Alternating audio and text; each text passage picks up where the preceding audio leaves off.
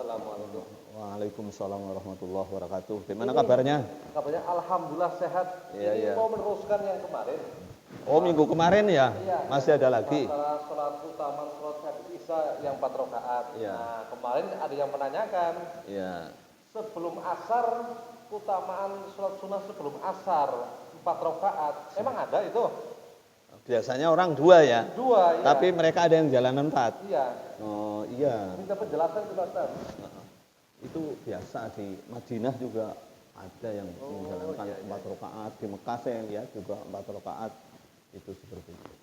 Assalamualaikum warahmatullahi wabarakatuh. Waalaikumsalam warahmatullahi wabarakatuh. Alhamdulillah.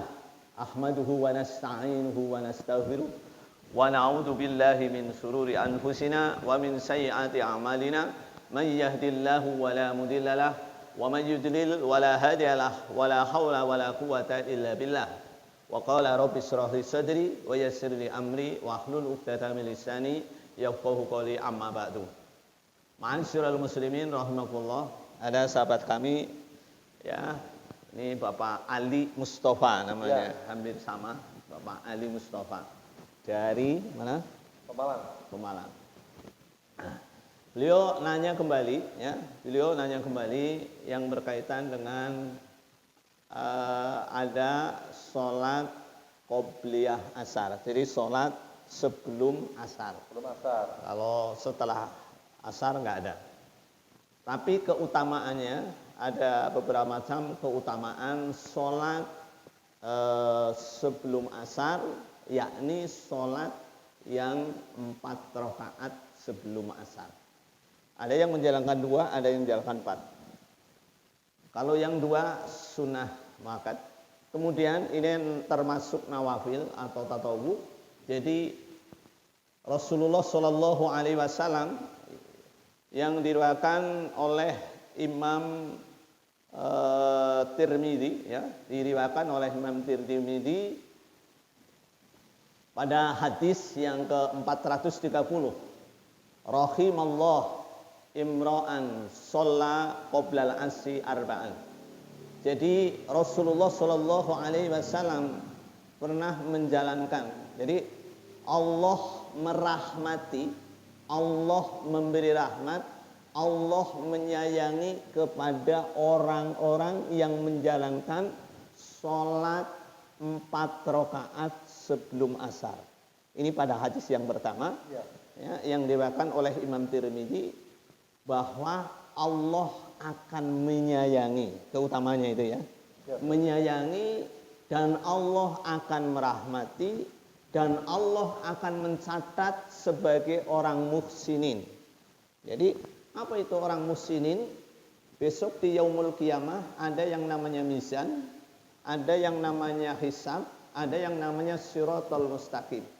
Jadi orang-orang muhsinin itu adalah nanti yadkhulul jannata bighairi hisab. Itu keutamanya. Paham? Ya. Jadi ada umat Islam yang yadkhulul jannata bil hisab, ada yadkhulul jannata bighairi hisab. Di antara orang-orang yang yadkhulul jannata bighairi hisab adalah orang muhsinin. Siapa orang yang muhsinin itu? Di antaranya adalah orang yang istiqomah membiasakan sholat sebelum asar 4 rakaat. Ini pada hadis yang pertama. Kemudian pada hadis yang kedua yang diriwayatkan oleh Imam Tabrani, man shola arba'a raka'atin qoblal asri lam yatamassunnar. Barang siapa yang sholat 4 rakaat sebelum asar, maka tidak tersentuh api neraka. Amin. Ya rabbal alamin. Jadi 4 rakaat sebelum asar istiqomah terus menerus menyebabkan orang itu tidak tersentuh api neraka. Kemudian dikuatkan lagi pada hadis yang selanjutnya, man shola arba'a raka'atin qoblal asri haramallah. Ya, haramallah bainahu 'alan nar. Ini hadis Tabrani juga. Barang siapa yang melakukan, mengamalkan sholat 4 rakaat sebelum sholat asar, maka haramallah. Kalau Allah yang mengharamkan Ya. dari api neraka. Misalkan malaikat Malik mau membakar. Nih ya, malaikat Malik membakar. Allah saja mengharamkan. Ya, makanya istiqomahkan untuk menjalankan sholat 4 rakaat sebelum sholat asar. Ini masuk kepada sholat nawafil atau sholat tatawuf. Jadi sunnah-sunnah itu kita lakukan. Kemudian pada hadis yang lain ada sebuah keterangan, ya, man hafadhu, ya, man hafadhu, siapa yang istiqomah terus menerus ala arba'a raka'atin qoblal asri banallahu baitan fil jannah. Ya, barang siapa yang melakukan sholat, membiasakan hafadhu itu menjaga. Seperti orang hafid Al-Quran itu menjaga namanya, makanya disebut hafid. Kalau orang perempuan disebutnya hafidah.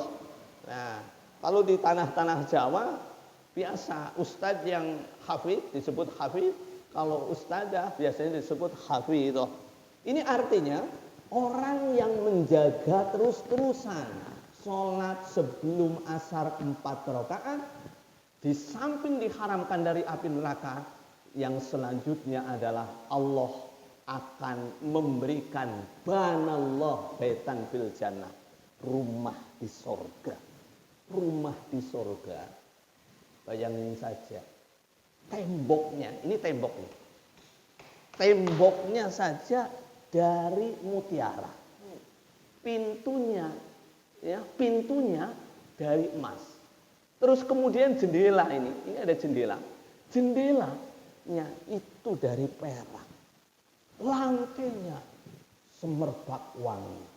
Di dalam rumah itu atau di dalam istana surga itu ada 70 widadari dan warnanya berbeda-beda, cantik tapi berbeda-beda.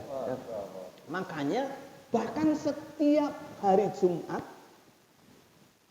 nanti si perempuan itu, wanita-wanita yang sudah disediakan di dalam surga itu, di dalam rumah kita, di dalam rumah baitan fil jannah, itu akan selalu berubah baik. Tambah cantik, tambah cantik. Bahkan sesuai dengan keinginan kita.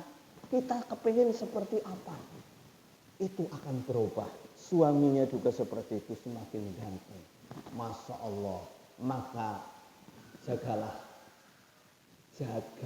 jangan lupa untuk menjalankan sholat, yakni sholat sebelum asar 4 rakaat. Yang umumnya ini umat Islam di Indonesia hanya menjalankan 2 rakaat. Tapi kita sudah tahu sekarang manfaatnya. Satu adalah diharamkan jasadnya dari api neraka. Yang kedua, Allah akan memberikan kasih sayang kepada kita. Yadkhulul jannata bighairi hisab, masuk surga tanpa hisab.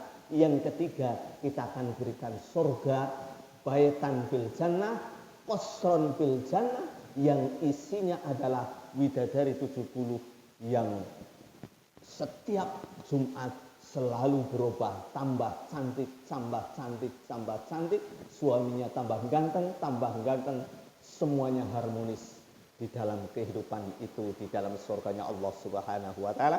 Mudah-mudahan bermanfaat dan insya Allah siapa yang mendengar ini mudah-mudahan bisa melakukan supaya masuk surga tanpa hisab, dicatat sebagai orang muslimin. Amin ya robbal alamin. Ya, cukup ya? Cukup ya. Yaudah ya. Pencerahannya sangat jelas sekali. Ya, terima kasih. Assalamualaikum. Waalaikumsalam warahmatullahi wabarakatuh. Ya, silakan.